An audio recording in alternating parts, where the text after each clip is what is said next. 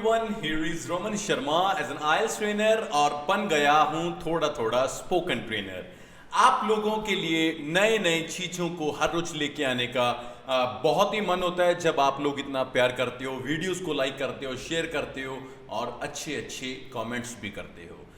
आज मैं आप लोगों के लिए एक बिल्कुल नया कंसेप्ट लेके आया हूं और ये वीडियो बस उन लोगों के लिए है जिनका बेस बहुत कमजोर है या जो अपनी रोजाना की जिंदगी में इंग्लिश में कुछ बातें करना चाहते हैं, ग्रामर भी नहीं आती, स्कूल भी नहीं जाते, मतलब सब कुछ पढ़ाई के साथ तो कुछ नाता ही नहीं रहा अब तो। मतलब वो लोग बहुत हैं जिनकी चाहत है कि वो इंग्लिश में बात करें, कभी कभी घर पे अपने बच्चों के साथ, फैमिली मेंबर्स के साथ, कभी स्कूल में जाते हैं। तो आज मैं एक क्लास 1 लेके आया हूं।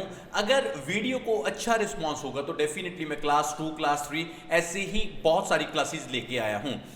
आज 30 सेंटेंसेस मैंने आपके लिए फाइंड किए हैं। वो 30 सेंटेंसेस जो आप अपनी रोजाना जिंदगी में हर रोज अपने बच्चों के साथ कहीं ना कहीं कहीं पे भी बोलते हो। और डेफिनेटली आज नोटबुक पे कुछ नहीं लिखना है, एक एक सेंटेंस को 5-5 पर बोलना है, जस्ट वीडियो को पॉज कर करके देखना है और डेफिनेटली इंग्लिश आपकी जुबान के ऊपर आएगी। और चाहे ग्रामर आती है चाहे ग्रामर नहीं आती। So without wasting a time let's go to my class और देखते हैं कि आज क्या कंसेप्ट लेके आया हूं। So that's fine. Let me show you. That's okay. That's final one. That's okay. मैं हिंदी, पंजाबी और इंग्लिश सभी चीज़ों को यूज़ करूँगा और डेफिनेटली मैं चाहूँगा कि मेरे बच्चे बहुत अच्छे तरीके से इसको सीखें। सबसे पहला टोटल 30 ਆਪਾਂ पंजाबी च कहना होवे किसी ने भी तेरी उम्र बहुत लंबी होवे या हिंदी में बोलना हो कि आपकी उम्र लंबी हो, then we can call in English language may you live long। आप मेरे साथ साथ बोलिए और मैं 2-2 बार बोलूंगा और डेफिनेटली सारे सेंटेंसेस आपकी जुबान के ऊपर आने शुरू होंगे और आप बाद में वीडियो के एंड में देखना कि इंग्लिश कैसे जुबान पे चढ़ती है। May you live long, may you live long, आपकी उम्र बड़ी हो। दूसरा सेंटेंस, मैनू घरे छड़ दियो या आप हिंदी कह देने कि मैं बाहर आया, मुझे घर पर छोड़ दो। तो डेफिनेटली हम बोलते हैं drop me home, drop me home, drop me home. आप बस मेरे पीछे पीछे बोलते जाइए और आपको देखना इंग्लिश में कैसे इंप्रूवमेंट होगी। कुछ तो बोलो।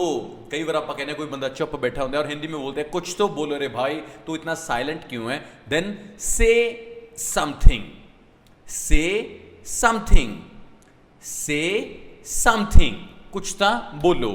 मैनू माफ कर दो या मुझे माफ कर दो, जब आपसे कोई मिस्टेक हो जाती है तो आप इसको यूज कर सकते हो।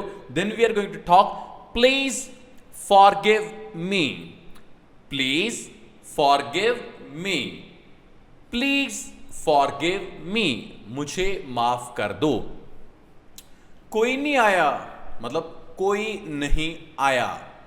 आपसे कोई पूछा कि वो आया, नहीं, कोई नहीं आया। Then we can use it nobody came, nobody came, nobody came। अपने दिमाग का इस्तेमाल करो, या हिंदी में बोलते हैं अपने दिमाग का इस्तेमाल करो रे भाई, तू कैसा क्या क्या काम कर रहा है। Then we can call it use your brain, use your brain, use your brain. आज मेरे को ऐसे लग रहा है जैसे ना वो नहीं अनाउंसमेंट करते हैं, खुल गई खुल गई खुल गई, इलाका निवासी शहर निवासी होए बार बार। मेन चीज़ मेरे कह मैं तेन वरता बोल रहे हैं बिकॉज आई वॉन्ट कि तुम मेरे पिछे पिछे बोलो, ये ताड़ी जबान के उत्ते ये चढ़ जे। मैनू बहुत वधिया महसूस हो रहा है या मुझे काफ़ी बेहतर महसूस हो रहा है। I feel much better. जे तुसी सिंपल कहना मैनू वधिया लग रहा है, आई फील बेटर, मैनू काफ़ी वधिया लग रहा हैगा, आई फील मच बेटर। यह मेरे लिए वड्डी गल है। कोई बंदा तुहानू कहे भी तू आ चीज़ परचेज कर ले, देन यू कैन कॉल नहीं यार मैं नहीं परचेज कर सकता क्योंकि ये तो मेरे लिए बहुत वड्डी गल है। Then it's a big deal for me, it's a big deal for me, it's big deal for me. मेरा ये मतलब नहीं है कई बार आप किसी को कोई चीज़ समझाने होने द टाइम मेरा यह मतलब नहीं है, हिंदी में बोलते हैं मेरा यह मतलब नहीं है जो तुम समझ रहे हो। I do not mean it, I do not mean it. गड्डी तो उतर जाओ, जा गाड़ी से उतर जाओ। Then get off the car, get off the car.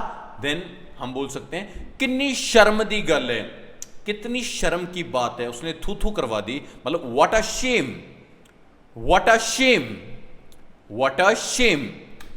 गुस्सा थुक दो या गुस्सा थूक दो। Spit away the anger, spit away the anger मतलब ਤੁਹਾਡੇ ਤੋਂ ਕੋਈ ਰੁੱਸ ਗਿਆ सिचुएशन है ਤਾਂ ਤੁਸੀਂ ਉੱਥੇ यूज़ कर सकते हो, अरे यार गुस्सा थुक देना। Spit away the anger. अगला भावें को हस पे एक तो मैं गुस्से ते तो अंग्रेजी की प्रैक्टिस करदा मेरे नाल। मेरे रस्ते चो हट जाओ, कोई तुहाडा राह रोक रहा है उस टाइम ते आपां बोल सकते हैं यार परा हो जा, मेरे राह चो ना, मेरे रस्ते चो हट जाओ या मेरे रस्ते से हट जाओ। Move out of my way, move out of my way. कंधां दे भी कन होंदे ने जां दीवारों के भी कान होते हैं। ਜਦੋਂ कोई बंदा ਤੁਹਾਨੂੰ कोई गल समझाउंदा है भी एवें एवें एवें एवें ਤਾਂ ਆਪਾਂ ਕਹਿੰਦੇ ਹੌਲੀ बोल। ਕੰਧਾਂ ਦੇ ਵੀ ਕੰਨ ਹੁੰਦੇ ਨੇ, मीनस even the walls have years, even the walls have years. मैं किसी जगह तो सुने से, वो कहना भी हाँ ठीक है कंधां ਦੇ ਕੰਨ ਹੁੰਦੇ ਆ ਪਰ ਜ਼ੁਬਾਨ ਤਾਂ नहीं ਹੁੰਦੀ। ਚੱਲ ਸੁਣ ਸੁਣਦਾਣਗੀਆਂ ਕਿਸੇ ਨੂੰ ਦੱਸਣਗੀਆਂ थोड़ी। चलो उसका मजाक ना बनाओ, मतलब उसका मजाक मत बनाओ। English do not make fun of him. जे मुंडा है तो हिम, जे कुड़ी है तो हर।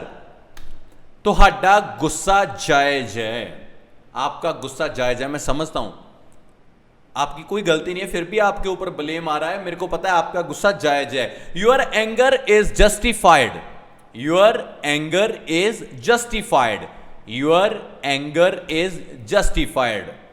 कई बार तुसीं अपना किसी को मिलते हैं कहना मैनू अपना ही समझो, मैंने तुहाडे घर दा बंदा जमी, मुझे अपना ही समझो। Consider me your on, consider me your on. अपनी औकात च रहो। जे किसी नाल तुहाडी लड़ाई हो जाए ना, तुहानूं अग्गों कोई बंदा कुछ भी बोले तो उन्होंने बोल देना भी अपनी औकात च रह, ਜਾਂ हिंदी में बोलते अपनी औकात में रहो।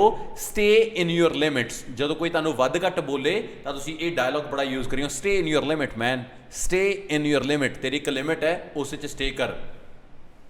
कोई रिश्तेदार आ गया, उन्होंने कुछ खवाने आप, फिर कहने बस थोड़ा जा होर, थोड़ा जा होर ले लो, थोड़ा जा होर। हिंदी में बोलते हैं बस थोड़ा सा और, तो इंग्लिश च बोलते हैं just a little more, just a little more, just a little more. तुसी बस इसे दे लायक हो, तुसी बस इसे दे लायक हो। मतलब की हो गया ਜਦੋਂ ਤੁਸੀਂ ਕਿਸੇ ਬੰਦੇ ਨੂੰ ਇਹ ਗੱਲ ਕਹਿਣੀ ਹੋਵੇ ਯਾਰ ਤੇਰੇ ਨਾਲ ਬਿਲਕੁਲ ਐਵੇਂ ਹੋਣੀ ਚਾਹੀਦੀ ਹੈ, ਤੂੰ ਲੋਕਾਂ ਨਾਲ ਇੰਨਾ ਬੁਰਾ ਕਰਦਾ ਨਾ, ਤੂੰ ਵੀ ਇਸੇ ਕੰਮ ਦੇ ਬਸ ਲਾਇਕ ਹੈ। You deserve this only, you deserve this only, you deserve this only. ਮੈਨੂੰ ਦੇਖਣ ਦਿਓ, ਮੈਨੂੰ ਦੇਖਣ ਦਿਓ। ਕਈ ਵਾਰ ਹੁੰਦਾ ਛੋਟੇ ਬੱਚੇ ਹੁੰਦੇ ਨਾ ਘਰੇ, ਕੋਈ ਨਵੀਂ ਚੀਜ਼ ਲਿਆਉਂਦੇ ਆਪਾਂ ਖੋਲ ਰਹੇ ਹੋਣਾ, ਮੈਨੂੰ ਦੇਖਣ ਦਿਓ, ਮੈਨੂੰ ਦੇਖਣ ਦਿਓ। The time let me see, let me see, ਮੈਨੂੰ ਦੇਖਣ ਦਿਓ, ਲੈਟ ਮੀ ਸੀ। ਮੈਨੂੰ ਵਿਸ਼ਵਾਸ ਨਹੀਂ ਹੋ ਰਿਹਾ। ਕਈ ਗੱਲਾਂ ਐਵੇਂ ਦੀਆਂ ਹੁੰਦੀਆਂ ਨੇ ਆਪਾਂ ਕਹਿੰਦੇ ਨਾ ਨਾ ਨਾ ਨਾ ਮੈਨੂੰ ਯਕੀਨ ਹੀ ਨਹੀਂ ਹੋ ਰਿਹਾ।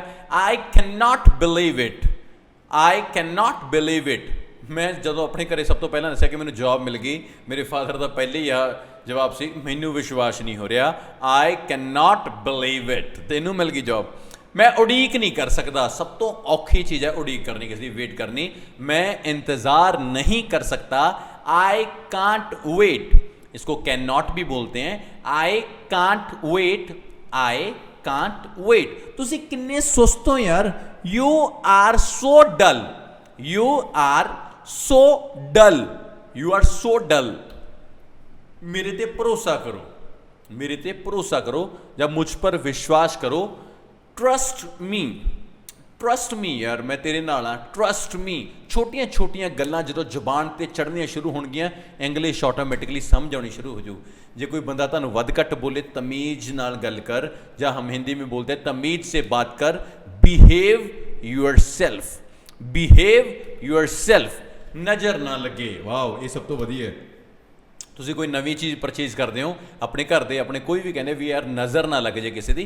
ਟੱਚ ਵੁੱਡ, ਟੱਚ ਵੁੱਡ, ਕਿਸੇ ਚੀਜ਼ ਨੂੰ ਆਪਾਂ ਵੁੱਡ ਇੱਕ ਗੱਲ ਹੋਰ ਹੈ ਕਈ ਲੋਕ ਨਾ ਉਹੀ ਆਪਣੇ ਹੱਥ ਨੂੰ ਲਾ ਕੇ ਆਉਂਦੇ ਟੱਚ ਵੁੱਡ ਇਹ ਵੁੱਡ ਨਹੀਂ ਹੈਗੀ ਤਾਂ ਵੁੱਡ ਨੂੰ ਟੱਚ ਕਰਨਾ ਹੁੰਦਾ ਤਾਂ ਕਰਕੇ ਨਜ਼ਰ ਨਾ ਲੱਗੇ ਆਪਣੀ ਜੀਭ ਤੇ ਲਗਾਮ ਰੱਖੋ ਤੁਹਾਨੂੰ ਕੋਈ ਫालतू ਬੋਲੇ ਤਾਂ ਹਿੰਦੀ ਚ ਬੋਲਦੇ ਆ ਆਪਣੀ ਜੀਭ ਪਰ ਨਿਯੰਤਰਣ ਰੱਖੋ ਕੰਟਰੋਲ ਯੂਅਰ ਟੰਗ ਕੋਈ ਤੁਹਾਨੂੰ ਗਾਲਾਂ ਕੱਢਣ ਲੱਗ ਗਿਆ ਉਸ ਟਾਈਮ ਤੇ ਤੁਸੀਂ ਯੂਜ਼ ਕਰ ਸਕਦੇ ਹੋ ਕੰਟਰੋਲ ਯੂਅਰ ਟੰਗ ਇਹ ਤਾਂ ਹੋਣਾ ਹੀ ਸੀ आप किसी को कहना भी ये तो होना ही था रे भाई तू इतने काम कर रहा है कोई तो तेरे साथ बुरा मतलब तू लोगों का इतना बुरा कर रहा है कोई तेरे साथ भी करेगा ये तो होना ही सी this had to happen this had to happen कोई जान के बाइक ते स्टंट कर देगा तुम कहना भी डिगेगा कदे डिगेगा तो जिस दिन वो डिगे ना फिर उस दिन आप भी लै ये तो होना ही सी दिस हैड टू हैपन पैर घसीट के ना चलो कई बार लोगों आदत होंगे पैर रब रब करके नीचे नहीं चलना उत्थे आप यूज़ करते होंगे डू नॉट